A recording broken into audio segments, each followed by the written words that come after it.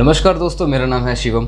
आज हम इस वीडियो में बात करेंगे कि आपको ट्रेडिंग में इंडिकेटर्स की मदद लेनी चाहिए या नहीं लेनी चाहिए। तो दोस्तों, मेरी पर्सनली सलाह आपको यही है कि अगर आपने एक सक्सेसफुल ट्रेडर या फिर इन्वेस्टर बनना है तो आपको इंडिकेटर की सहायता बाद में लेनी चाहिए। सबसे पहले आपको किन बातों का ध्यान रखना है कि आपको कैंडलस्टिक्स पैटर्न के बारे में पता होना चाहिए। दूसरा, आपको प्राइस एक्शन आना चाहिए। देखो, हर एक ट्रेडर जो कि आज सक्सेसफुल है उसे प्राइस एक्शन आता होगा, और प्राइस एक्शन सबसे ज़्यादा इम्पॉर्टेंट है क्योंकि चार्ट देखना सबसे ज़्यादा इम्पॉर्टेंट है। तो चार्ट क्या कह रहा है, चार्ट आगे क्या करने वाला है, ये सारी बातें, ये साइकोलॉजी, जितनी भी चीज़ें हैं, ये सारी की सारी आपको यहीं से आएगी। और अगर आप कोई चीज़ खुद ड्रॉ करोगे तो वो सबसे ज़्यादा बेस्ट है, ठीक है, आपके करियर के लिए।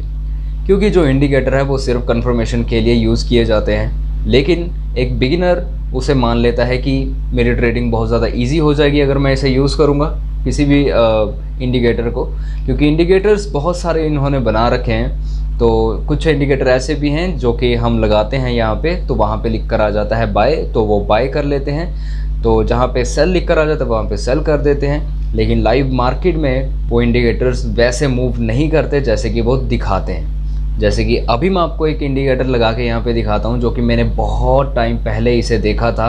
मैंने भी स्टार्टिंग में इसको यूज़ किया था और जहाँ पे मैं बहुत ज़्यादा पैसा अपना मैंने डुबाया भी था, ठीक है। तो इसीलिए कहता हूँ कि सबसे ज़्यादा ज़रूरी चीज़, अभी देखो मैंने गलती की थी तो गलती को मैंने अपनी सुधारा, और जो चीज़ निकल कर आई तो वो चीज़ आज मैं आपको बता रहा हूँ कि सबसे ज़्यादा जो इम्पॉर्टेंट है एक सक्सेसफुल ट्रेडर बनने के लिए या फिर इन्वेस्टर बनने के लिए, तो सबसे ज़्यादा ज़रूरी है कि आपको प्राइस एक्शन आना चाहिए, ठीक है। और उसके बाद प्राइस एक्शन जैसे आप यूज़ करोगे, आप ट्रेंड लाइन लगाओगे, अपनी खुद की हॉरिजॉन्टल लाइन लगाओगे, लेवल्स को मार्क करोगे, उसके बाद आपकी साइकोलॉजी भी बेस्ट होगी, ठीक है। फिर टारगेट लगाओगे, सेल सेट करोगे, बहुत कुछ है। फिर ऐसे ऐसे करके धीरे धीरे स्टेप बाय स्टेप आप एक दिन सक्सेसफुल ट्रेडर बन जाओगे, ठीक है। लेकिन अगर आप शॉर्टकट को यूज़ करोगे जैसे कि ये इंडिकेटर वगैरह, तब कुछ नहीं होगा, तब आप वहीं के वहीं खड़े रह जाओगे।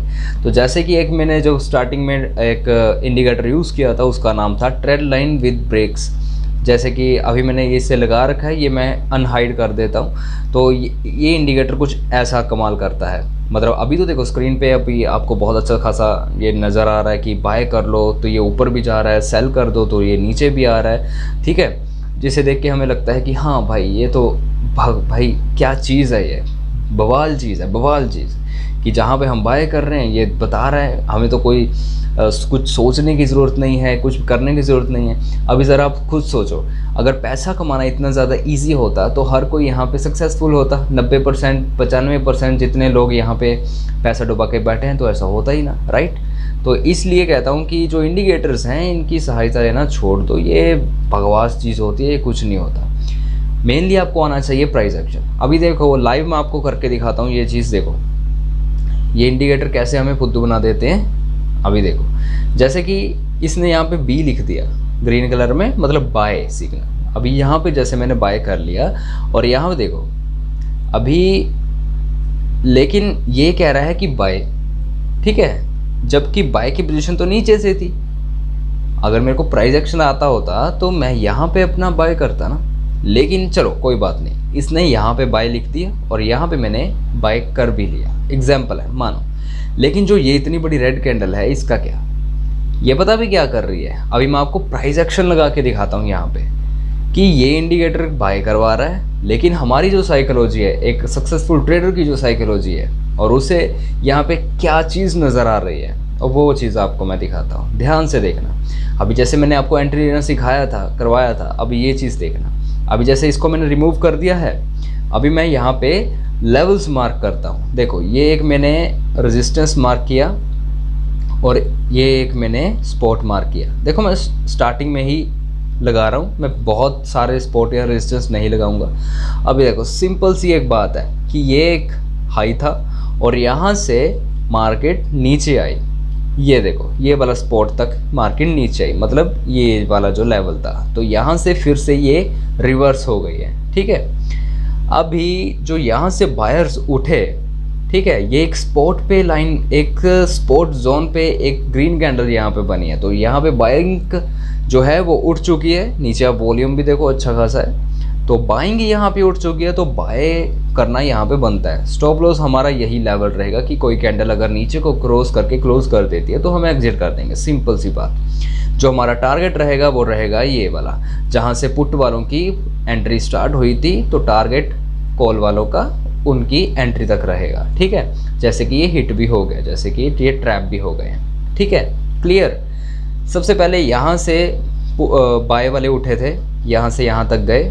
ठीक है, और उसके बाद मतलब ये वाले ट्रैप हो गए थे ना, और उसके बाद यहाँ से फिर नीचे तक आ गए, मतलब जहाँ से ये वाले बायर्स उठे थे इनको ख़त्म कर दिया।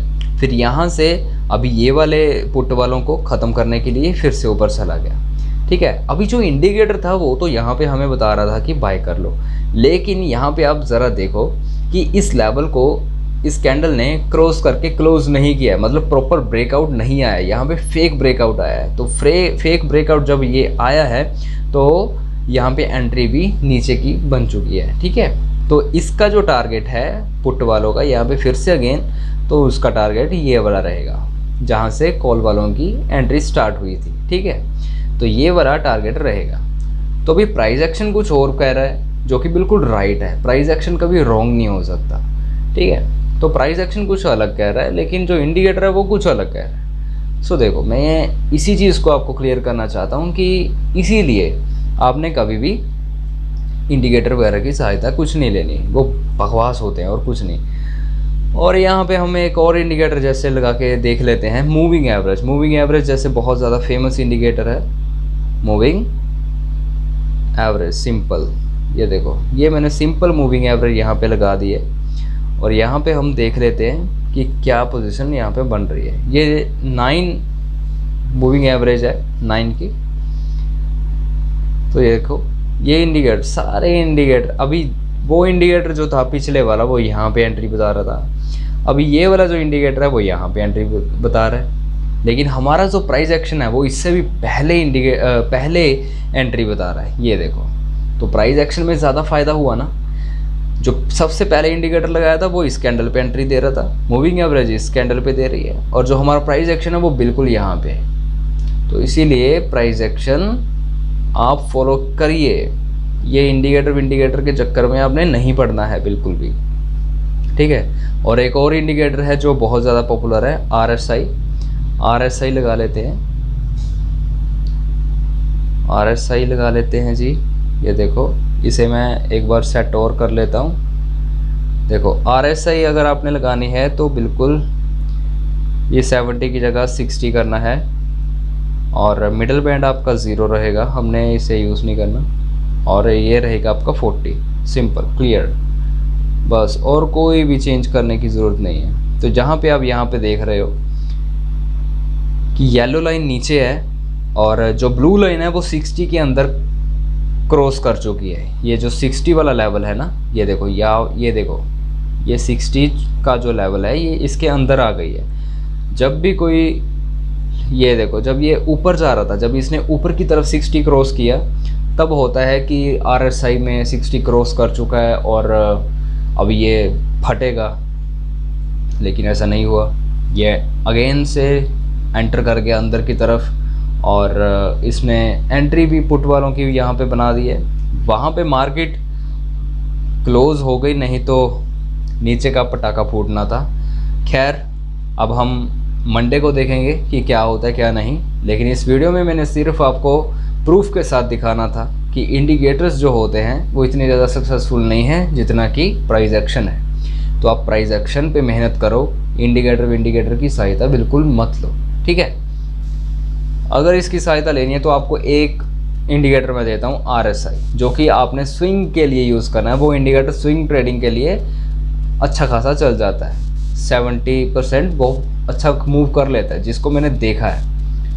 ठीक है, तो आपको एक अच्छा लेवल, एक अच्छा टारगेट वो देने में सक्षम है, लेकिन स्विंग ट्रेडिंग के लिए, इंट्राडे के लिए बिल्कुल नहीं। इंट्राडे के लिए आप प्राइस एक्शन ही करो, या फिर आपने स्कैल्पिंग करनी है, प्राइस एक्शन करो।